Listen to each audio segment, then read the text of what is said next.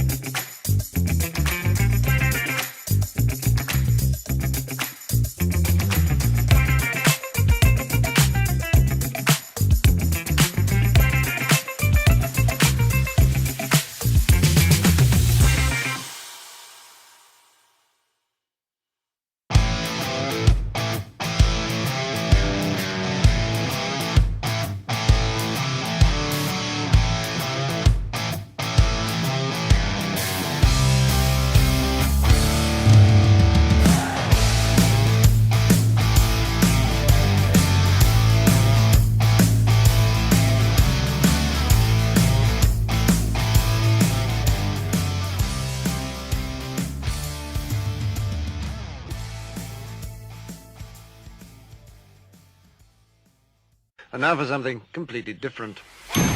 Forget everything you've been told by others before. Get ready for the real deal, the full story. Real talk about money, markets, life. Now, it's The Real Investment Show with Lance Roberts, presented by RIA Advisors.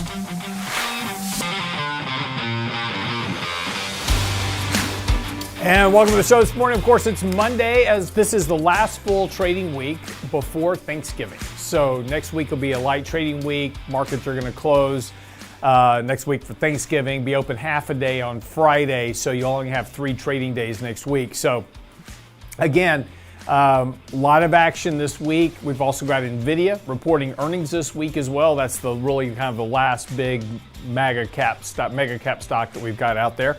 Magnificent Seven, and you slap all those together, you get MAGA stocks. I don't know how that came out, but anyway, you got all that. So that's going to be the last big report this week, really kind of from NVIDIA. All eyes on that for sure. Last week we saw a bit of volatility, not surprising. Friday was one of the biggest options expiration days that we've had for November in like ever. It was just a huge November option expiration. So again, saw a bit of volatility on Friday for sure. We'll talk about that in a minute. The dollar continues to remain very strong here on expectations for growth. It was very interesting. This morning there was a chart out showing expectations for growth in 2025 GDP for the US, which is expected to grow near 3.5% by the end of next year. For Europe and everybody else, they have negative rates of growth. So just from that standpoint, if the world's expecting right now that the U.S. is going to continue to grow strong economically and your country isn't, where do I want my reserves, right? I want those in the dollar. And that's been the trade that's been going on here for the last few weeks, really heading into the election and post-election, is this idea that, you know, the kind of the Trump-related policies are going to benefit economic growth in the U.S. That's dragging more money and more reserve currencies into the U.S. dollar. That's been driving that U.S. dollar up, and that's been weighing on gold prices. We talked about last week that gold was getting very oversold, due for a bounce. We got a little bit of that on Friday. You're going to follow through on that on Monday. There's a lot of people caught up in that trade, so I wouldn't expect gold to just run right back to new all-time highs. I would expect a bit of a rally here, just being as oversold as it is. Then come back down, retest as people that kind of got trapped in that position want to get out, and then we'll see gold kind of retest some support level, and that'll probably wind up being a better buying opportunity than where it is right now. But again, gold is oversold enough, at least for a reflexive trade here, so I would certainly expect that. Outside of that, it was interesting. Of course, Donald Trump is talking about putting Elon Musk and Vivek Ramaswamy in charge of government efficiency. We talked about this last week a little bit. And that's actually very timely because the Department of Defense has now failed 7 audits in a row. And they talked about in their statement, they said there's a few areas that we need to, we really need to focus on, like accountability, the valuation of our assets, and where money's going. You think? I mean, that's kind of the whole job. They have literally no idea where their money gets spent or what they're paying for stuff. It's absolutely amazing. They failed 7 audits in a row, but they are hoping now that they'll pass their audit next year. So either maybe, it's kind of those, fool me once, fool me twice, fool me 7 times, and I'll get it right the 8th time. So I'm not sure what's going on, but this is, I dropped this. I had to bend down to get that. I just didn't jump out of the frame for no reason. But it's just absolutely amazing. So I actually tweeted Vivek and Elon this morning with a link to the article, and I said, here's your first job. So they won't respond to me, but hey, anyway, I've sent them the article. They know what to work on now. Anyway, so a couple other things too I want to get into. We're going to do a broad sweep around the financial markets this morning. I just kind of catch up on things. There's been a lot of moving parts over the last week. So we're going to do a little bit longer before the bell segment this morning. So here's what you need to know before the bell. So on Friday, the market sold off. Again, don't put a lot of stock into Friday's sell-off. It was a big options expiration day, as I said. And we came down and we're sitting right on the 20-day moving average. This post-election rally was extremely strong. It was just a vertical spike. So not surprising that, markets kind of got stretched, pretty far from the 50-day moving average. So they've got to come back here a little bit. And everybody's just kind of starting to settle down a bit post-election, trying to sort things out. So again, not real surprising here. Markets also got very overbought. So we're working off that overbought condition. We're close to triggering a sell signal. I wouldn't read a whole lot into this right now. Again, we've got some variabilities that are kind of pushing through the markets right now. This week and next week's going to be light trading. A lot of people are out. So we could see one of these periods where the MACD comes down, kind of flips around a little bit at a high level.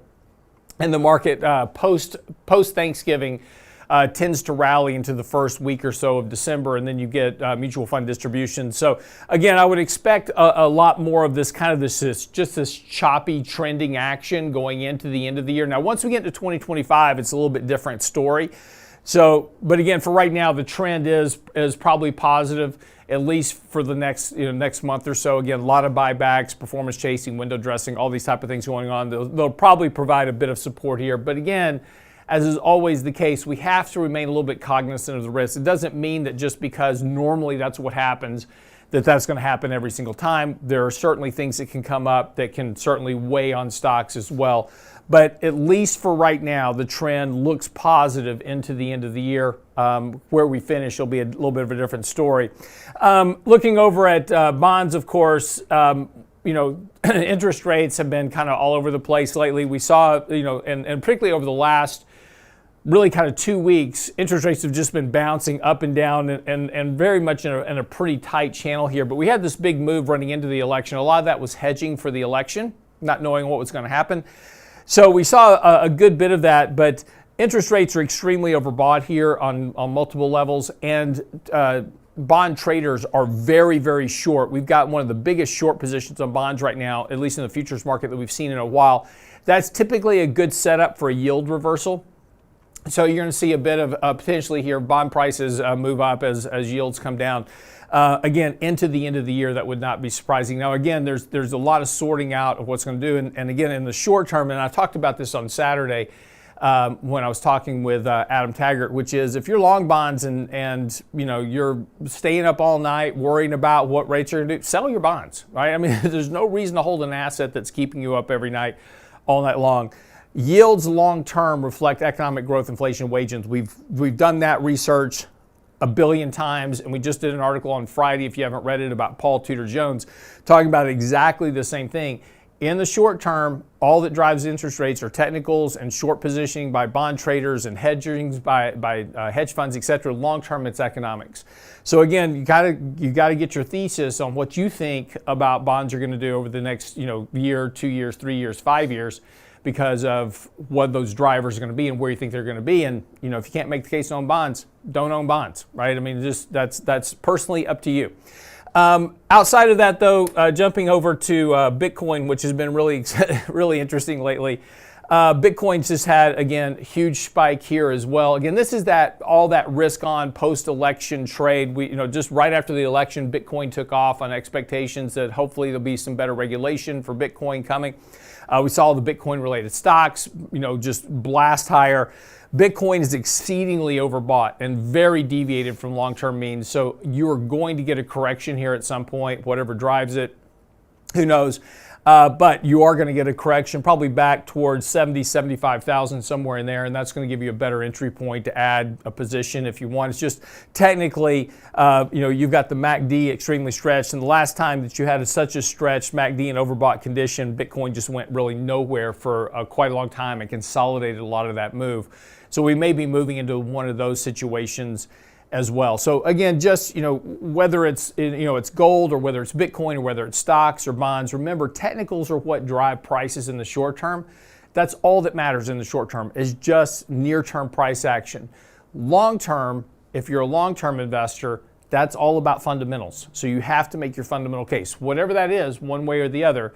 Make your fundamental case and then build your positions around that. But understand that technicals are going to drive the short term and the volatility. And as I said, if you can't stand the volatility, sell the position. There's nothing that says you have to own something that's keeping you up at night. That just doesn't make any sense at all. Well, anyway, that's what you need to know before the bell this morning. We'll come back. We're going to talk a little bit about valuations this morning as well. Don't go away.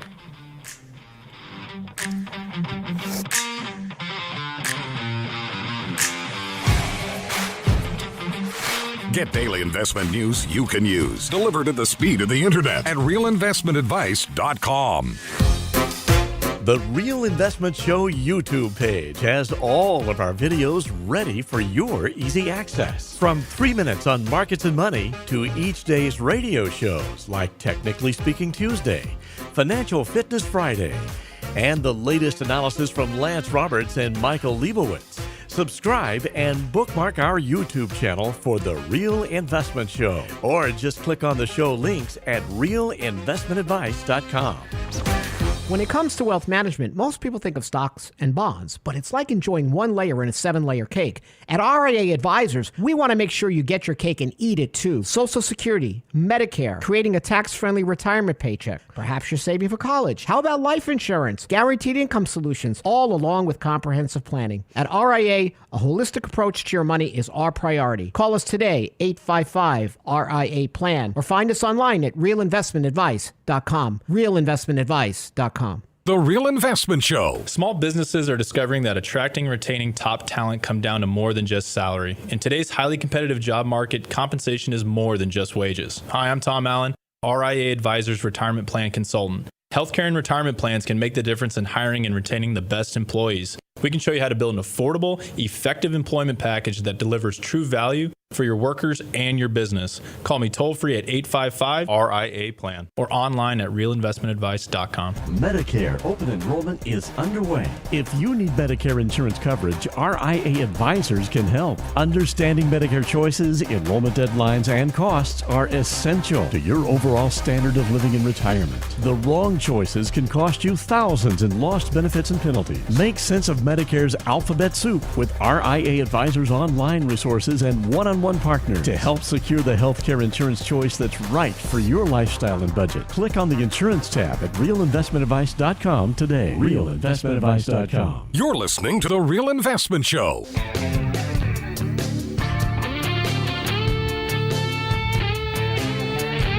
So I made a mistake on Friday.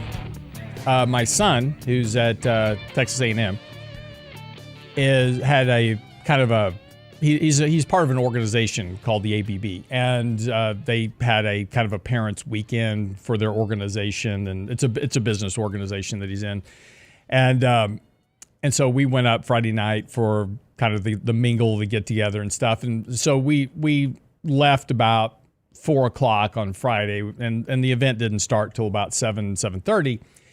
So we got there a little bit early, and so we went by the warehouse, and which is a place that just sells everything A&M, like T-shirts and koozies and mugs and everything else. And I've been telling my wife she can't put up anything for Christmas until after Thanksgiving. This is the rule. We have turkeys out in front of our house right now, inflatable turkeys. They light up at night, and they're very cheerful. And then after Thanksgiving, she's allowed to start putting up Christmas stuff.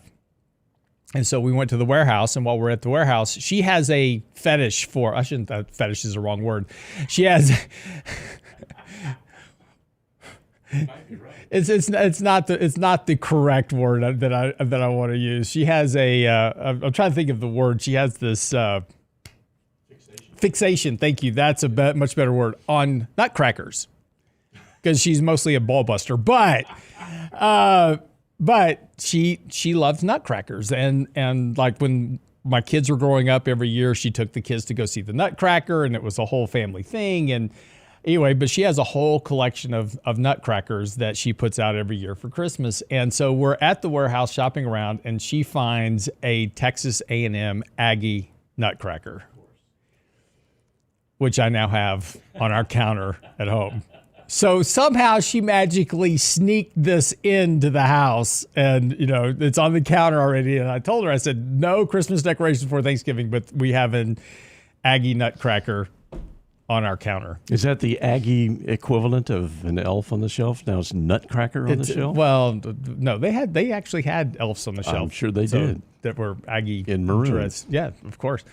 She also wound up buying, and I didn't realize this either, till this showed up on the counter. She bought this Aggie snowman, and it has little legs on it, and you can lift it up, and the legs get real long, and so it stands up. But it freaks my dogs out. The dogs don't know what this thing is. But so now we have an Aggie snowman and an Aggie nutcracker in our house, and so now that my daughter's going to Baylor. She's already planning the road trip for that one. So that'll be early December. You are in so much trouble. I am in so much trouble. Anyway, so a couple of things to talk about this morning. Valuations. In the short term, valuations don't matter. We've talked about this a lot, and there's been a lot of articles out here lately talking about, the valuation of the market and this, that, and the other thing. And it's true. Stocks are very, very overvalued right now. In fact, if you take a look at both trailing 12-month earnings and forward operating earnings for so earnings expected over the next 12 months, those valuation levels are some of the highest that we've seen really kind of since the dot-com bubble and since that spike we had with $5 trillion in stimulus post-pandemic. So valuations are definitely elevated, but valuations in the short term. So when you take a look at this chart, this doesn't tell you a whole lot about valuations, because all this tells you on a one-year trailing basis is what consumer sentiment's doing and investor sentiment. And investor sentiment right now is exceedingly bullish. We've got very, very high optimism. In fact, over the last 2 weeks in particular, you've had near record inflows into equity funds just in the last 2 weeks. So people are feeling very optimistic about the market. And I wrote an article about this just last Friday, actually, talking about investor exuberance, which is now, at the highest level ever on record in terms of the consumer confidence measure of the views on outlooks for stocks by consumers over the next 12 months. So, the issues with valuations, though, do have short-term impacts. And what was interesting is Brent, I've got this graph here, but you're going to have to kind of cut it in half and then move it down. So we'll talk about the first graph or the second graph, whatever you get into the image. It's going to be hard to deal with a little bit. It's a long graph. It's a vertical layout. So, but if you can just kind of get me the top two, there you go. And then we'll do the bottom two after that. So what's interesting, though, is that there's a lot of optimism about the markets going into next year. And valuations, as I said, are very, very elevated right now. And what's, the risk to the markets next year is that the 12-month forward PE ratio, which I was just showing you, is already very, very elevated. Now, this chart's a little bit dated, but you kind of get the point. Now, what this is showing you, though, is where valuations are now versus where they were when Trump took office the first time in 2016. Also versus where the market is in 2016. So, the setup for the next 4 years is vastly different than what we saw in the previous 4 years. Now, also remember, going back to 2016, that was when we passed tax cuts the first time, and we passed tax cuts for households, we passed tax cuts for corporations from down to 21%. Now, there's expectations that he'll try to cut taxes again in this upcoming administration to maybe even 15% of the corporate tax rate. We'll see if that happens. But the problem is that if you just get an extension of tax cuts, that's not going to change the profit dynamic a whole lot. Now, this weekend, I told my wife I was very excited because I'm writing an article now about the Kalecki profit equation, and she just looked at me with she wasn't impressed at all that I was writing this article about the Kalecki profit equation. But I've got an article coming out on this, and it's very telling about where corporations are right now from a profit standpoint, and profits as a percentage of GDP and a sustainability of corporate profitability as we go forward. Now, if you can give me the bottom two graphs, Brent, that'd be great. So the next two graphs are the long-term earnings growth forecasts, which are very elevated relative to where they were from 2016, and also the forward profit margin, which is, as I was saying, forward profit margins are at historic highs. And if you're taking a look at profit margins as a percentage of GDP, those are at record levels.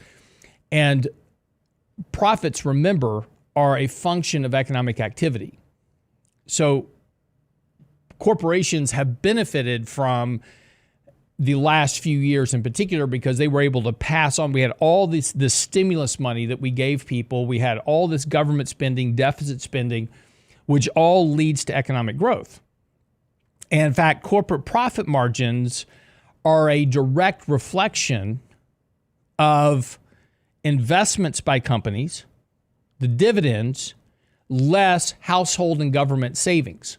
Well, if the government's spending on a deficit, they are not saving. So household savings and government savings subtract from profitability, because if you're saving money at home, right, you're not spending money in the economy, which means that companies aren't generating revenue off of you, which is where their profits come from.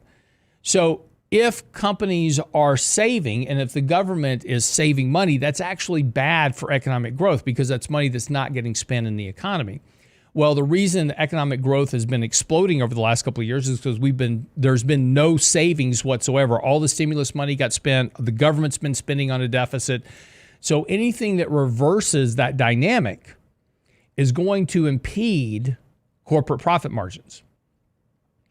And so my point is that the setup for the next 4 years is vastly different than it was in the last 4 years for president, or in his first term as president. And there is a risk that anything that he does to cut spending, reduce the deficit, those type of things, i.e. the Department of Government Efficiency, actually has a negative impact to corporate profit margins. And companies have been priced off of these corporate profit margins now for the last couple of years, and it's just getting pretty excessive. So the point is, and particularly when you look at the fact that earnings as a function are only coming from about 7 stocks. Once you strip out the top 7 stocks of the S&P 500, there is virtually no earnings growth for the S&P.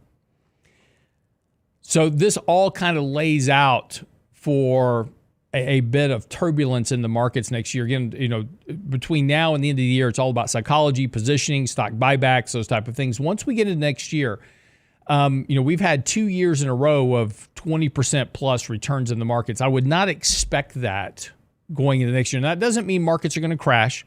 It doesn't mean that you're going to have a massive downturn in the market or anything like that. But a year that cranks out a 6 or 7% growth rate in the market is going to feel pretty disappointing to what we've seen over the last couple of years.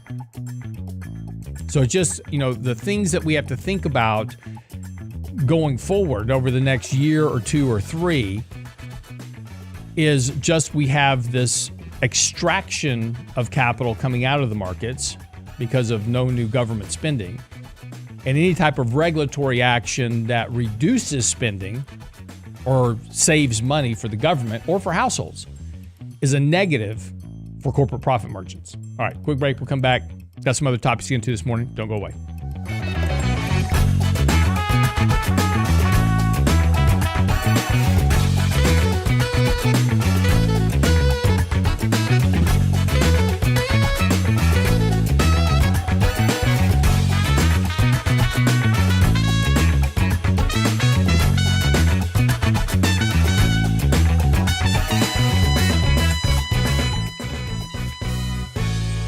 The Real Investment Advice blog. It's required reading for the informed investor. Catch it today at realinvestmentadvice.com. Medicare open enrollment is underway. If you need Medicare insurance coverage, RIA advisors can help. Understanding Medicare choices, enrollment deadlines, and costs are essential to your overall standard of living in retirement. The wrong choices can cost you thousands in lost benefits and penalties. Make sense of Medicare's alphabet soup with RIA advisors' online resources and one-on-one partner to help secure the healthcare insurance choice that's right for your lifestyle and budget. Click on the insurance tab at realinvestmentadvice.com today. Realinvestmentadvice.com. Hi, Lance Roberts here. If you're like most people, your 401k plan represents the bulk of your retirement assets. And unfortunately for many, managing your 401k plan can be difficult. There's so many choices, so many things to consider. With just a quick email, a couple of questions, you can put RIA advisors to work for you managing your 401k plan. Just simply click Ask a Question at realinvestmentadvice.com or give us a call at 855-RIA-PLAN. That's realinvestmentadvice.com. The Real Investment Show. And now, another page from the Real Investment Advisors Investing Manifesto. Manage risk and volatility rather than trying to manage gains. You don't have to be right all the time. Long-term investing success is a 70% gain. Let us help you reach your financial goals with RIA Advisors. Neither bull nor bear. RIA Advisors, 281-501-1791 or online at realinvestmentadvice.com. Can't catch the whole show now? Listen to our podcast later at realinvestmentadvice.com. My son, Thomas, who really good-looking kid. And so he's starting a business for Thanksgiving to provide Thanksgiving packages. The Real Investment Show For podcast. $75, he'll show up at Thanksgiving, with a girl and tell a cute story of how they met. They'll stay through dinner and then, give the parents a hug on the way out. Same show, your schedule. Quite a business idea. I wonder if there's a package in there where he wears the matching ugly Christmas sweater. At realinvestmentadvice.com. No, to the that's family,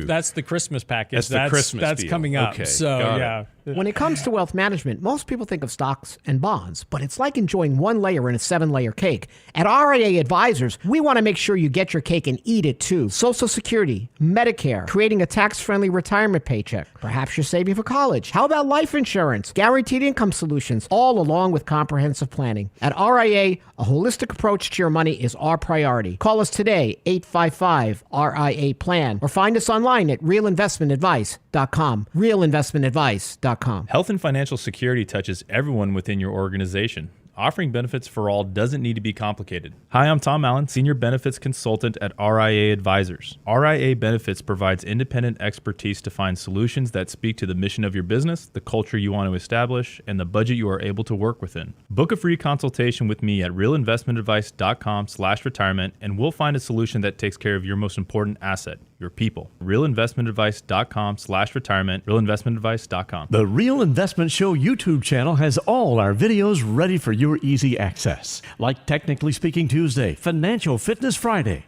and the latest analysis from Lance Roberts and Michael Leibowitz. Subscribe and bookmark our YouTube channel at realinvestmentadvice.com. You're listening to The Real Investment Show.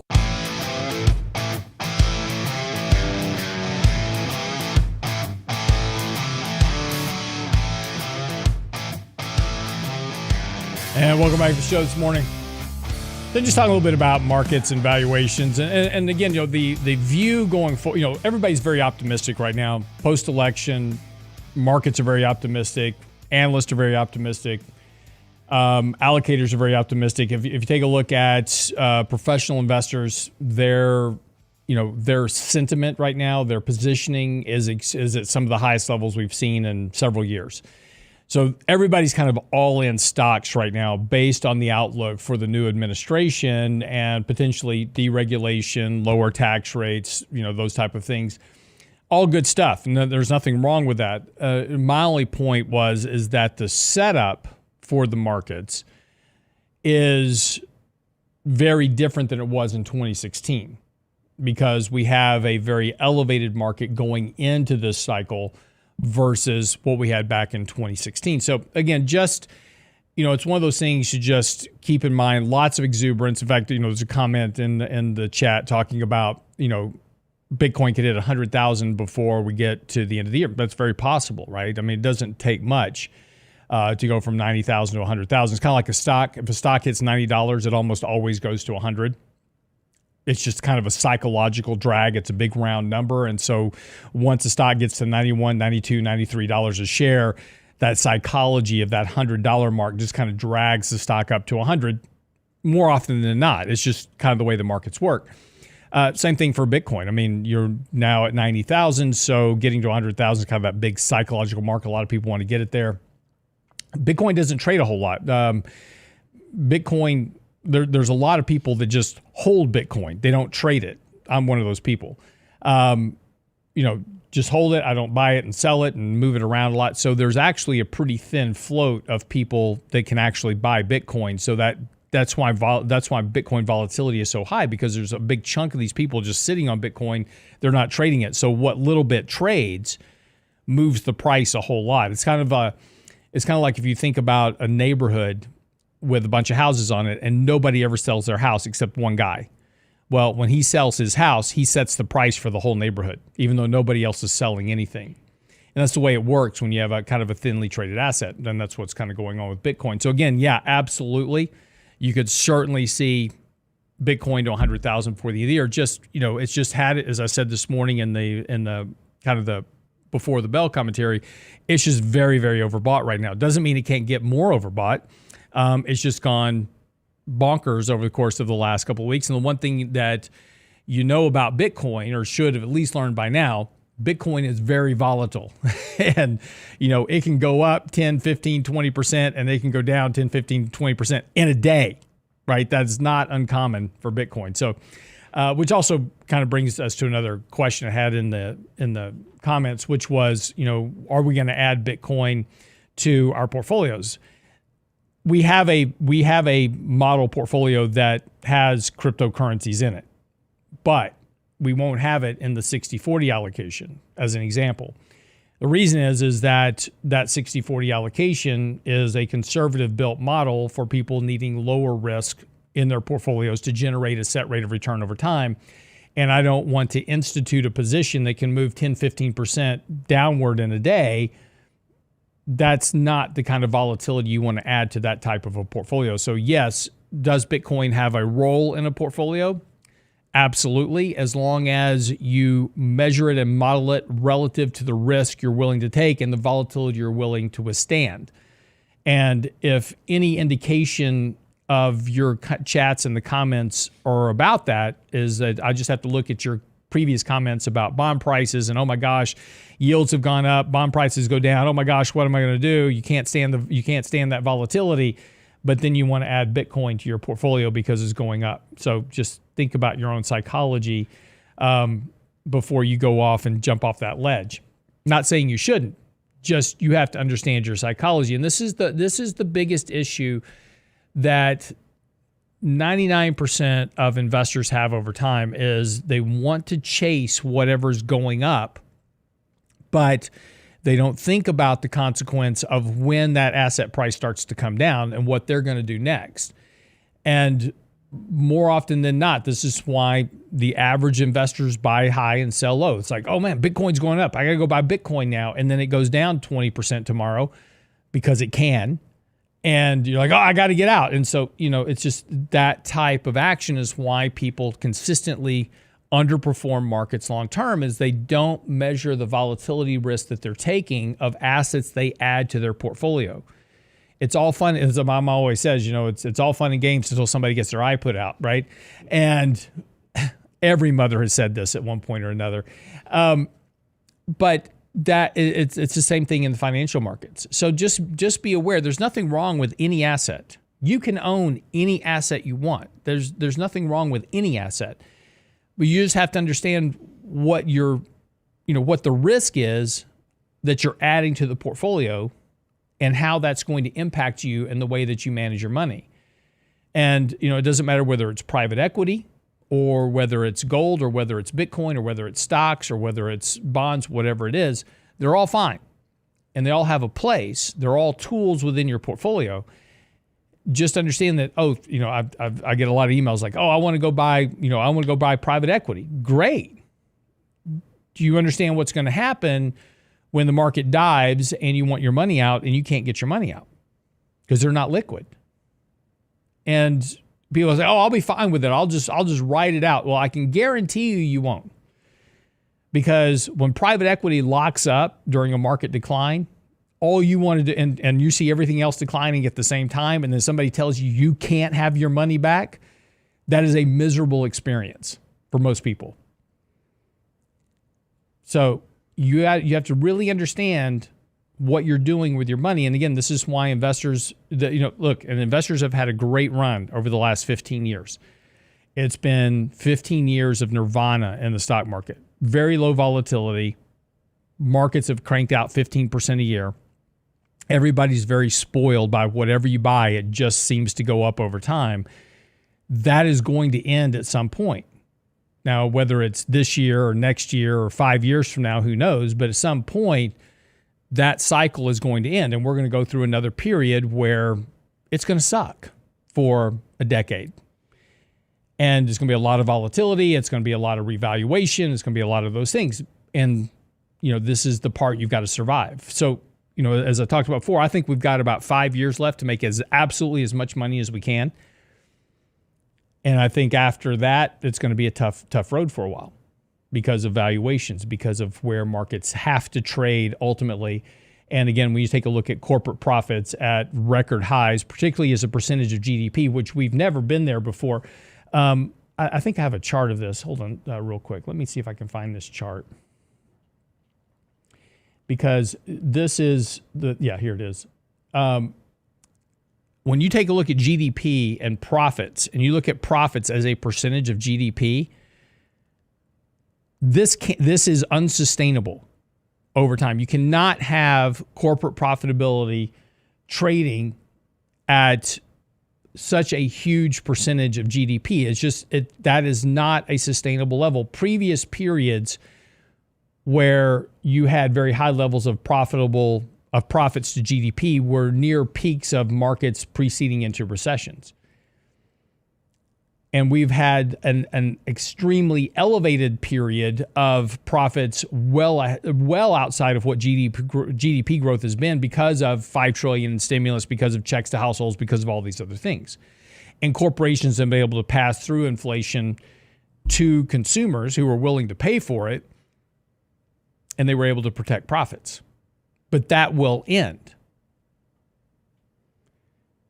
So again, there's no asset that's not a good asset to own.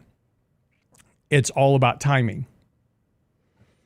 It's also about understanding the risk that you're taking within your portfolio and how you navigate that risk going forward. So, it's just one of these things that we talk about a lot. And, this is just one of those issues where, investors are becoming very overly optimistic about outlooks. And there's a lot of challenges to those outlooks that you have to consider. And again, profitability is one of those.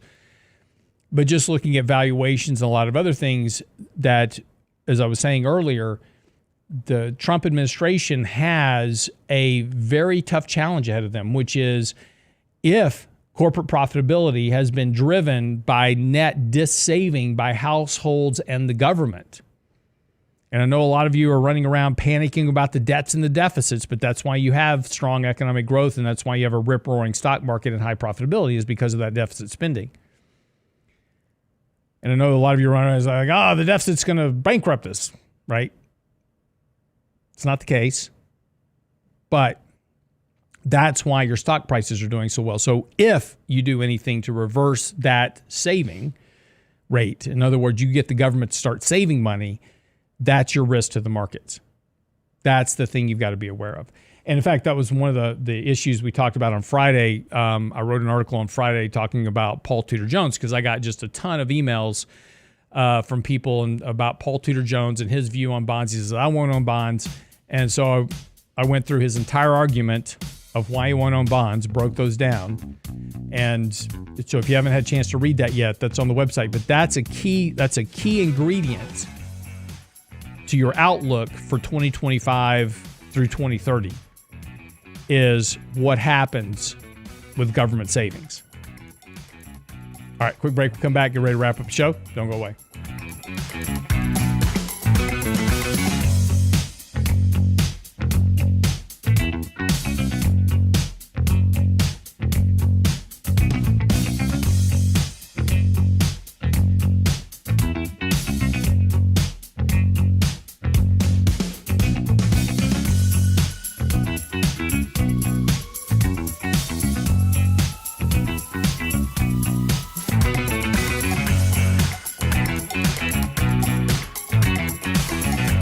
Get daily investment news you can use, delivered at the speed of the internet at realinvestmentadvice.com. The Real Investment Show YouTube page has all of our videos ready for your easy access. From 3 minutes on markets and money to each day's radio shows like Technically Speaking Tuesday, Financial Fitness Friday, and the latest analysis from Lance Roberts and Michael Leibowitz. Subscribe and bookmark our YouTube channel for The Real Investment Show, or just click on the show links at realinvestmentadvice.com. Small businesses are now being challenged by the lack of employees and how to attract and recruit the best employees. To get the better employee, you'll have to offer a better package. Hi, I'm Tom Allen, RIA Advisors Retirement Plan Consultant. Don't assume a 401k plan is too costly or complicated for your small business to offer. Let us show you how to make the most of an affordable and effective plan that will deliver true value for your business and your employees. Call me toll-free at 855-RIA-PLAN or online at realinvestmentadvice.com. That's realinvestmentadvice.com. The Real Investment Show. When it comes to wealth management, most people think of stocks and bonds, but it's like enjoying one layer in a 7-layer cake. At RIA Advisors, we want to make sure you get your cake and eat it too. Social Security, Medicare, creating a tax-friendly retirement paycheck. Perhaps you're saving for college. How about life insurance, guaranteed income solutions, all along with comprehensive planning? At RIA, a holistic approach to your money is our priority. Call us today, 855-RIA-PLAN, or find us online at realinvestmentadvice.com. realinvestmentadvice.com. Medicare open enrollment is underway. If you need Medicare insurance coverage, RIA Advisors can help. Understanding Medicare choices, enrollment deadlines, and costs are essential to your overall standard of living in retirement. The wrong choices can cost you thousands in lost benefits and penalties. Make sense of Medicare's alphabet soup with RIA Advisors online resources and one-on-one partners to help secure the healthcare insurance choice that's right for your lifestyle and budget. Click on the insurance tab at realinvestmentadvice.com today. realinvestmentadvice.com. You're listening to The Real Investment Show.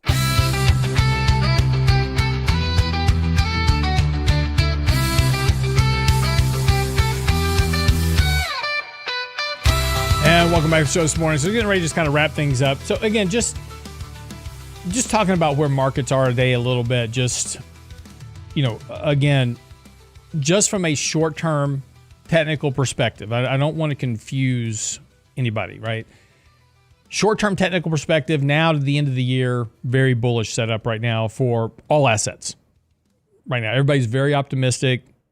Everybody's very bullish. That's good for markets short-term. Pullbacks are going to get bought most likely. There's really kind of no negative view on the horizon at the moment. The Federal Reserve is going to cut rates by another 25 basis points on December the 18th. Retail sales last week came in decent. They weren't fantastic. but they weren't bad, and retail sales continue to hold up here. So that's actually kind of a good omen going into the end of the year as well, that shoppers still have some spending power. And that's going to help support economic growth into the end of the year. Atlanta Fed right now projecting Q4 GDP about 2.5% annualized. So if we get that, we'll crank about this year, we'll crank out about a 2.75, 3%-ish growth rate in GDP for the entire year. Not bad. So nothing on the short term bad about the markets. So again, just pullbacks here need to be bought. Again, just as we talked about before, you've got $6 billion a day in share repurchases going on right now. You've got professional managers that need to catch up on performance this year, going into the year. And then you've got also just overall momentum of the market remains positive. So those three factors are likely to continue here for a while longer. Now, it's interesting, healthcare stocks have been under a big pressure. In fact, they were the most, if you read our newsletter, in the Bull Bear Report every week, if you scroll down towards the bottom of the newsletter, we have a bunch of market statistics and things that are going on. And one thing that we review every week is the relative analysis of the market, of sectors in the market. You know, what's performing better than the S&P, what's performing worse than the S&P. So on a relative basis, how are different sectors performing? And then we look at the worst performing sector, which is typically the one that's most oversold, for opportunities where there might be a chance to make some money. Healthcare, unsurprisingly, since the nomination of Robert Kennedy for Health and Human Services, healthcare, particularly vaccine makers, have been under tremendous pressure. So there are some pockets of relative weakness in the healthcare sector that are certainly starting to look a little bit more appetizing right now, just from a perspective of you know, if you don't have healthcare in your portfolio, or if you're thinking about potentially adding some healthcare to your portfolio, this might be an opportunity. And this analysis that I have up on the screen right now, Brent will share it with you, is you can find this on SimpleVisor. We have this, all this analysis is on SimpleVisor. So you go to simplevisor.com. You can try it out for you for 30 days.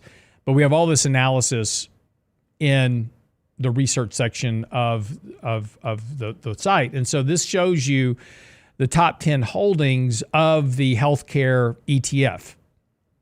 And, you know, so you have AbbVie, Abbott, Amgen, Intuitive Surgical, Johnson & Johnson, Eli Lilly, et cetera. And what we can see is you can see, and what I need Brent, I need that chart to the side of that. To the right side, the graph. What you'll see is that all the healthcare stocks, with the exception really of UNH and Intuitive Surgical, are all kind of down in the lower left quadrant. So they're very, very oversold here.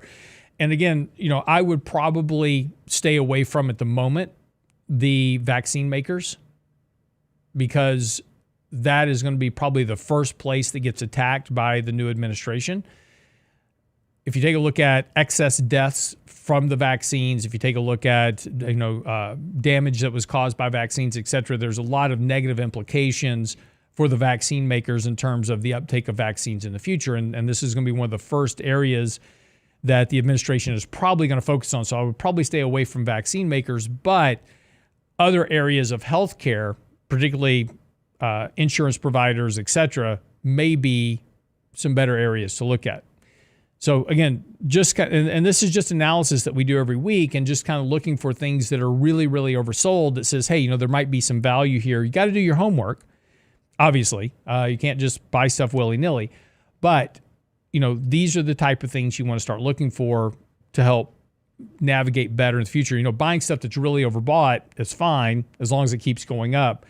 But our goal is to try to buy something that's under pressure, and maybe under pressure for the wrong reasons. And so trying to sort through some of these things, you know, is certainly helpful.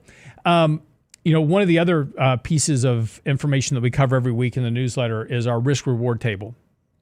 And what this looks at is every major market, every major sector relative to the S&P 500. And what it looks for is it looks for sectors that are trading well outside their normal risk ranges. So in a given month, every sector, every market has a beta, right, a volatility to it. And so if you look at historical beta volatility of these individual sectors and markets, they trade within a range. So in a given month, they typically only rise or fall by so much in a given month. So let's just say that just for grins, that technology typically has a beta volatility of 2.5. So in other words, it could trade up 2.5% in a month, it could trade down 2.5% in a month, but generally within a given month, it's not going to trade outside of that 2.5% range, give or take.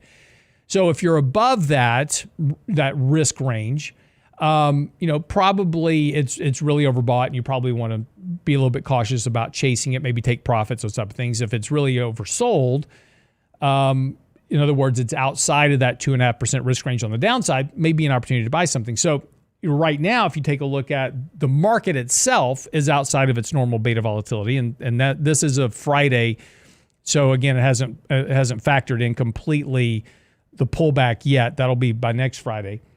But communications, energy, industrials, discretionary, transportation, which has been on fire lately as well. Small caps, mid caps, and the dollar are all trading well outside of ranges. So these are things that you kind of take a look to take profits in, look to rebalance risk in, those type of things. Now, on the other column is stuff that's trading outside of its normal risk range on the downside. So those are opportunities. So healthcare, gold miners all got beat up. And so those are really trading outside of the normal risk ranges. So you're likely to see a bit of buying in those sectors as positions get rebalanced and retraded. So again, this is the type of analysis that we do to try to figure out kind of where to balance portfolios, and all this available to you. This is all in the newsletter. It's either in the newsletter or it's on the SimpleVisor website. But this particular chart is in the newsletter every week. So if you go to the website, realinvestmentadvice.com, subscribe to the newsletter. I email it to you every Saturday morning. We go through a bunch of analytics, but this is a very useful tool to help you kind of figure out where should you take profits, where should you start looking to allocate money, because these things tend to revert back and forth over time. Stuff gets really overbought, it's going to revert. We were talking about gold and gold miners a few weeks ago. We said, hey, it's super overbought here. Y'all were giving me a bunch of crap in chat because gold was really overbought. I was like, oh yeah, it's crashing up. And then now it's had a decent sized correction, and now it's really oversold. So here's your opportunity to buy stuff. So that's why when I tell you things are really overbought or there's risk here, it's not just I'm making stuff up. It's this type of analysis that we do every week that tells us that. So again, it doesn't mean that it's immediately all going to fall apart, but this tells you where there's opportunities to potentially make some money versus opportunities to take some risk off the table. So anyway, that's all on the website, and I certainly encourage you to read the newsletter. I'm actually going to migrate this risk range report. We're actually in the process of doing this. We'll migrate this risk range report. Now, that risk range report is done every week, so it's weekly data. We're rebuilding this now in SimpleVisor, so it'll be daily. And you'll have a switch. You can go daily or weekly data, but you'll be able to actually analyze this on a daily basis as well to see, kind of how things are evolving in the market. All right, so just getting ready to wrap up the show. Not a lot of stuff going on today in terms of economic data. We've got the housing market index out today. That's about it. Trip.com today is the only company reporting earnings. Tomorrow we get housing starts, building permits, and earnings are Lowe's and Walmart tomorrow. So Walmart and Lowe's will be interesting to watch. Pay attention to what they say about their consumer. Retail sales are okay, so I would expect their earnings to be okay. We're long Walmart in our portfolios, by the way, just disclosure. But pay attention to what they say about their consumer. Is foot traffic slowing? Are they starting to see weakness in the consumer? That'll tell us a lot about what we're looking at going into the holiday shopping season. And then on Wednesday is NVIDIA. So next couple of days, we got some decent earnings reports coming out. And that's going to kind of fully wrap up earnings season, and we'll kind of finish things from there. Not a lot of economic data out until Friday. Friday we get kind of the S&P global composite indexes for manufacturing and services, et cetera.